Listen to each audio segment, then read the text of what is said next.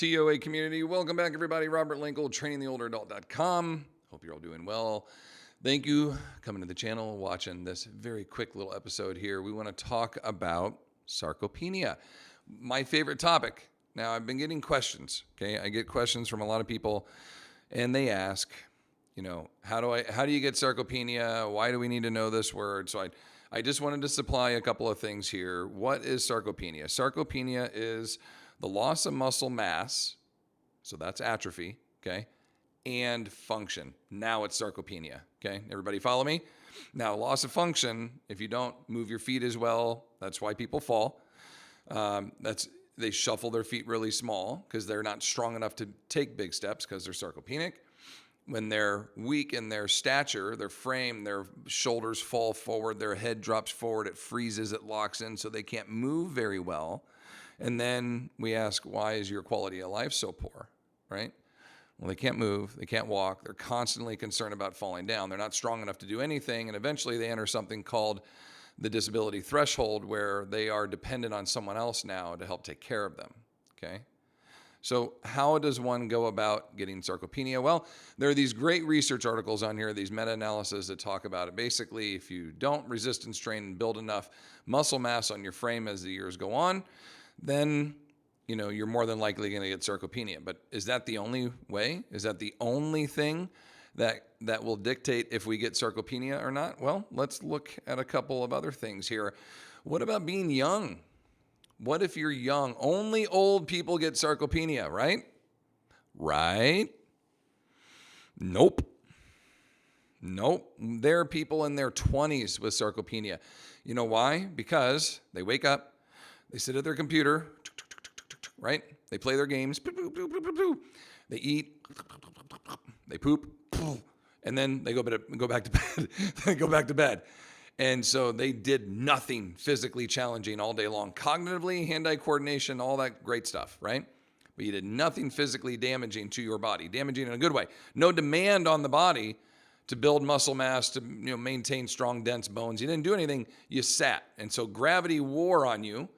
And now you're in your 20s and you have sarcopenia. So it doesn't just happen to old people. There's research to support that it happens in youth. All right. What about individuals that are overweight? Hey, I'm carrying an extra 100 pounds on my body. That's enough weight. I should only have to do body weight exercises because I'm 100 pounds overweight. Isn't that correct? The answer is no. You can be morbidly obese and still have sarcopenia, still have soft bones. You know why? Because your body gets used and it adapts to the idea of carrying that load. Whatever your body is, whatever it weighs, naturally, you've progressed up or down, your body will adapt to that. Now, if you just out of nowhere went from 140 to 240, like somebody just came down and threw a 100-pound bodysuit on you, then yeah, your body would be like, what the hell? What just happened? Everything would hurt, everything would ache. You'd be overwhelmed by that load. But if every month I gave you 2 pounds, 2 pounds, 2 pounds, 2 pounds, and after 7, 8, 9 years, you're 100 and something pounds overweight, that's how it happens. Your body's now adapted to that. So just because you're overweight, obese, morbidly obese, etc., you can still get sarcopenia. All right, how about the next one? If you don't take in enough protein, then you have a higher risk of becoming sarcopenic. You know why? Because your muscles need protein to be able to maintain their size, their strength, their density. The muscles are strong and engaging. They'll pull on the bones, keep you from getting osteoporosis, becoming osteopenic, and you'll be able to ward off your sarcopenic effects that include small shuffly steps, poor posture, fall risk, poor quality of life, etc. Now, is that just for old people? No, that's for everybody, but it's especially for older folks, 85 and over. Protein intake, super, super, super important. Now, does that mean it has to be meat protein versus plant protein? That's a whole different discussion. I leave that up to somebody else to interpret. Point is that if you don't get enough protein, you have a higher risk of becoming sarcopenic. What about the quality and the amount of sleep? Could that truly be connected to sarcopenia? Absolutely. Those of any age, but more prevalent in older populations that are not getting enough restful sleep. deep sleep, REM sleep, allowing their bodies to recover. Now, not everybody needs 8 hours. Not everybody needs 10 hours. Some people do just fine with 6 or 7 hours. Okay. Others need 8, 9, 10 hours. You need to find what amount of sleep works well for you. And is there such a thing as a sleep bank? Absolutely. If you spent 1 year sleeping 10 hours every day, but your body only needs 7, then every day you could deposit 3, 6, 9, 12, right? All the way up. You can have extra hours of sleep banked for days that you don't sleep as much. That's how our body doesn't just shut down one day when we only get 3, 4 hours of sleep when we're traveling and the flight's delayed and the car rental gets a flat tire, et cetera, et cetera. Okay, you save up some to use in reserve, and that fluctuates, right? But if every day you're withdrawing, I need 6, but I'm only getting 5, day after day after day after day, your body is going to start to get weak.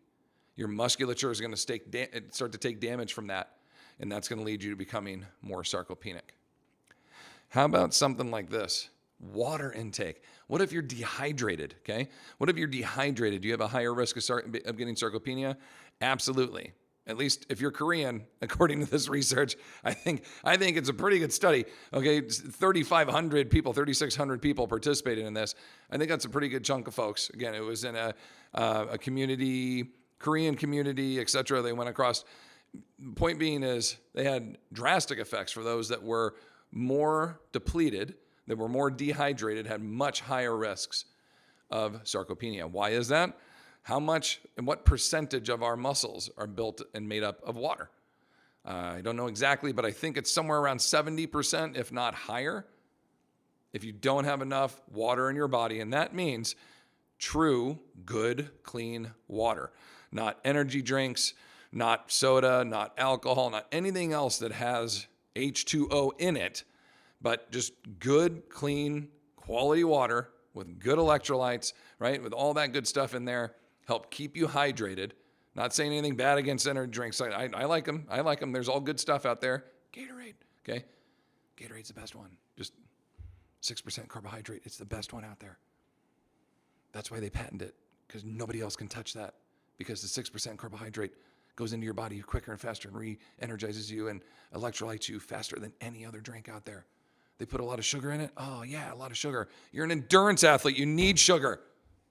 Sorry. Someone was talking about Prime the other day.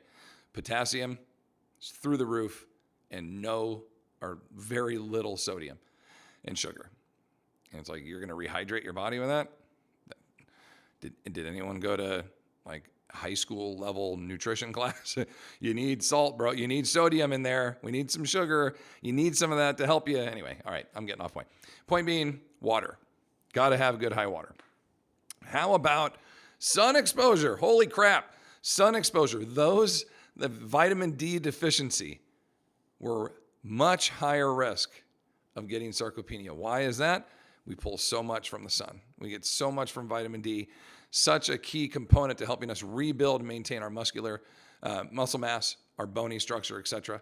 It's key in our cognition. It's key component to helping us sleep, key component to helping us hydrate, key component to helping our protein go through the process of feeding and nourishing back to our body. Got to get vitamin D. Exposure to the sun is one of the best ones. And is it gender specific? In terms of, is it more or likely one or the other? Women are of a higher potential risk for sarcopenia simply because you lose testosterone earlier in your life, the little bit that you do have, and you lose estrogen later in life right before a major hormonal shift. And so, yeah, you're much more likely to get bone density, 3-1 over men. You're more likely to obtain muscle weakness and degeneration, sarcopenia, over men. Not by much. It's like 1 or 2%, I think. I mean, it's not huge, but women are more likely than men. However, the overall numbers, I mean, they're 1 or 2% apart, but the significance is people over the age of 30, much more likely, male and female, over 50, over 80, etc. Women are always going to lead the way just by a little bit, but the numbers across the board, young to old to really old, all are going up. They're all going up. And where did they all really go up from? 2020. What happened in March of 2020? What happened on March 17th in 2020? What did everybody get told? What did we all have to do? We all had to go inside. We all had to sit down for 2 weeks. How long does sarcopenia take to take effect and start to decrease your body muscle mass by 5.5%? 10 days. What do you think happened to it after 2 weeks? 3 weeks, 4 weeks, 6 months, 2 years. Sarcopenia numbers are on the rise. Learn the word. Educate the people around you. Get your body strong. At the root of all disease, all injury, all poor quality of life is sarcopenia. It is the linchpin to a poor quality of life. Get your body strong. Preach this to your people, anybody in your circle, and tell them how important it is to sleep well, eat well, hydrate, sun expose, male or female, young or old, be active every day, act like a grown-up, eat like a grown-up, drink like a grown-up, sleep like a grown-up, cognitively engage yourself in activities outside, train your brain and your body, get your body strong, get your bones strong, because it's the only one you get. You got one shot at this. You got one shot, one vessel. You better take care of it. I hope you enjoyed this. Hit that subscribe button if you did. Please share with your friends, family members. Much love to all of you out there. Learn the word and continue to fight your good fight against sarcopenia.